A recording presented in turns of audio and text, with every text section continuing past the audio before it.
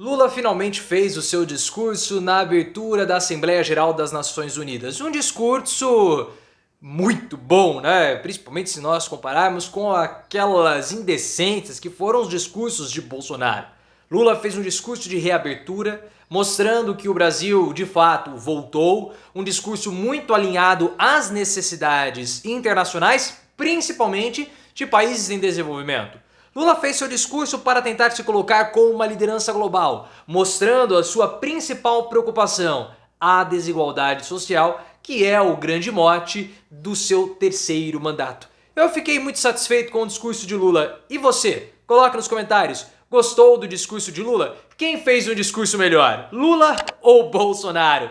Deixe seu like se você achou o discurso de Lula muito melhor do que todos os discursos de Bolsonaro e se inscreva no canal. Por falar em Bolsonaro, não tem como falar sobre esse discurso de Lula sem comentar sobre os antigos discursos de Bolsonaro na Assembleia Geral da ONU, porque o discurso de Lula veio no contexto dos discursos anteriores do ex-presidente. Porque o Brasil ele sempre abre a Assembleia Geral da ONU. Então é interessante e há uma expectativa de haver um discurso direcionado para o mundo, ainda mais na posição que o Brasil ocupa. Um país relevante e grande no sul global, que é aquele aspecto geopolítico ou espectro geopolítico que se colocam os países em desenvolvimento. Mas Bolsonaro usava os discursos, usava a Assembleia da ONU para discursar para os seus próprios apoiadores, para discursar para a sua bolha. Então ele falava de assuntos locais, com teorias conspiracionistas como comunismo, socialismo,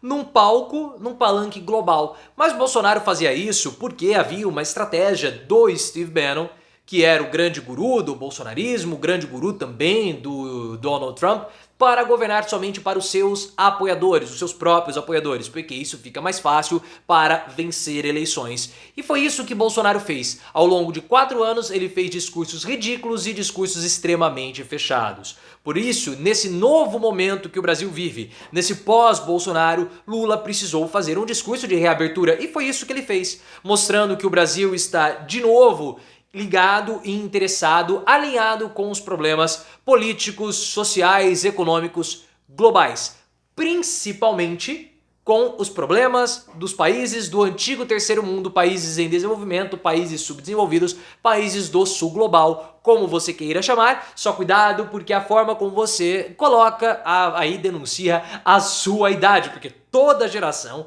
tem uma denominação, uma nomenclatura para esses países. Vamos usar países em desenvolvimento, que é mais compatível com a minha geração. E o Lula fez um discurso direcionado para isso. Ele mostrou: o Brasil voltou, nós estamos preocupados com o novo contexto do planeta, um contexto mais preocupado com o meio ambiente e principalmente com a desigualdade social. E foi um discurso que o Lula chegou a ser aplaudido em 3 momentos, demonstrando ali o prestígio e a expectativa que havia em torno do discurso de Lula. Um discurso que nós não podemos desassociar também de um outro discurso, que foi um discurso muito melhor, eu posso colocar assim, foi um discurso histórico do Lula, como se o Lula tivesse novamente lá nas fábricas do ABC Paulista, que foi um discurso no início do mês de junho na França. Um discurso que Lula fez completamente de improviso, ele não leu absolutamente nada. Esse da ONU ele leu, mas esse discurso na França ele não leu, ele estava em um completo estado de graça, se colocando como uma liderança mundial, um porta-voz dos países em desenvolvimento,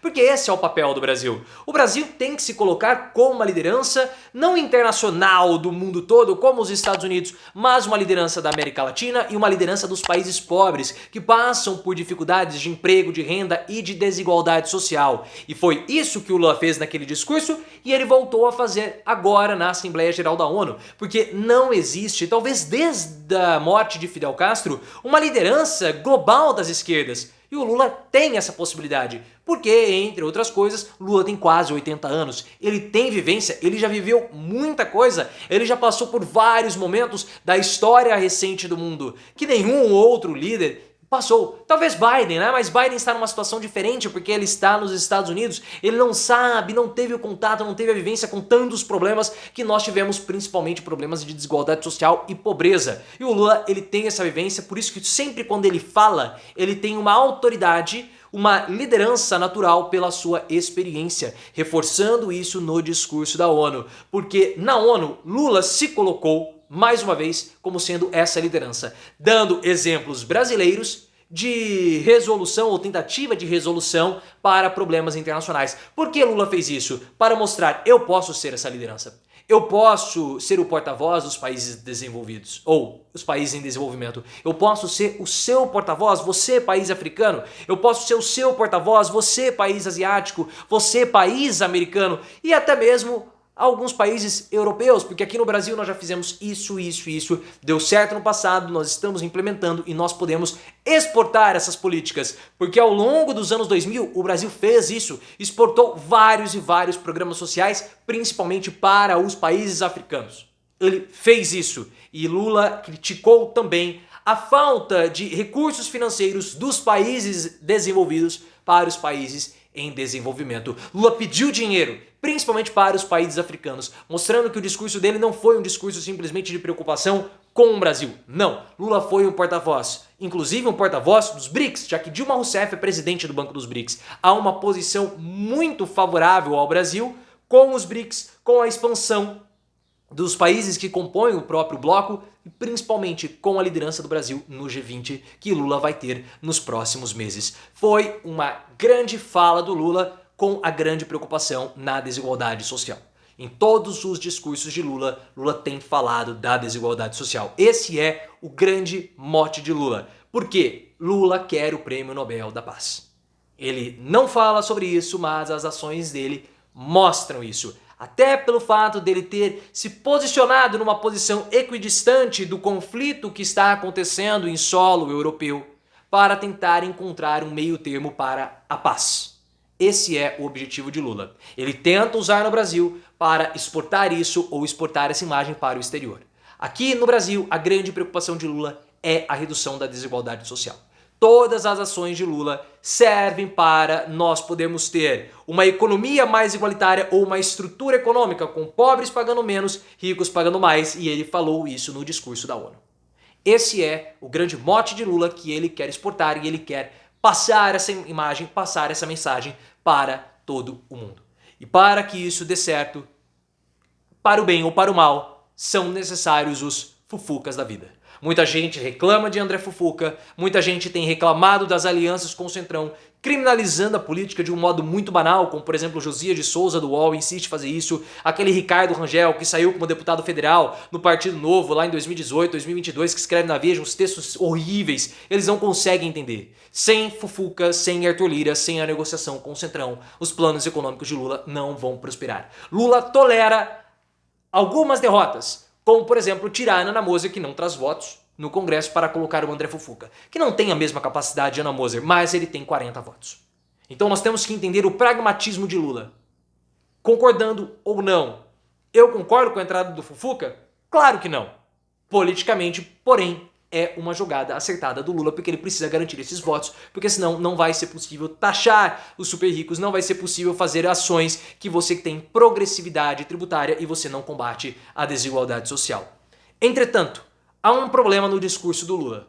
Para que Lula seja visto como essa liderança global, algumas posições aqui no Brasil precisam começar a serem revistas, como por exemplo o discurso contra o Tribunal Penal Internacional, o Tribunal de Haia que Lula fez recentemente e que Flávio Dino endossou. Isso é importante. Se Lula quer ser visto como sendo esse líder que combate a desigualdade social, ele tem que parar de atacar ou de dar caneladas, podemos colocar assim, contra organismos que promovem o direito internacional e os direitos humanos. Isso é muito importante. Flávio Dino, que poderia ter evitado esse assunto, foi lá e comentou o assunto novamente, causando uma polêmica, e Dino precisou se explicar, porque houve ali um diz que me disse que o Brasil iria sair ou não, havia possibilidade ou não. O Brasil não vai sair do Tribunal Internacional, né, o Tribunal Penal Internacional, que é o Tribunal de Haia. Só que Lula não pode fazer esse discurso contra esse órgão internacional, que é respeitado. Ah, mas os Estados Unidos não assinam. Não é porque os Estados Unidos não assinam que não é necessário fazer parte. Os países europeus fazem parte. E outro problema, se Lula quer reduzir a desigualdade social pensando nos direitos humanos, o que Flávio Dino fez no dia de hoje com a necessidade de câmeras nas fardas dos policiais não pode acontecer. Não pode acontecer. As pessoas, elas não gostam muito quando eu faço críticas ao Flávio Dino, só que não tem como aceitar o discurso de Flávio Dino dizendo que os estados, eles vão ter a possibilidade ou não, vão escolher se vão acoplar câmeras corporais na farda dos policiais militares. Dino precisa trabalhar pela obrigatoriedade desse dispositivo, porque as câmeras de segurança são uma segurança para a população e também para os policiais. O que aconteceu no Guarujá foi um ataque direto aos direitos humanos, foi um ataque direto da Polícia Militar do Estado de São Paulo contra uma população que passa por um momento de crise, um momento de pobreza. E se o Lula quer reduzir a desigualdade social, precisa atuar com mais veemência na redução desse também tipo de desigualdade. E aí, Flávio Dino, que poderia criar uma política pública para esse ponto, deixa permissível, porque a operação no Guarujá, as câmeras sumiram. E Flávio Dino quer retirar as câmeras ou quer deixar a cargo dos estados? Isso não pode acontecer.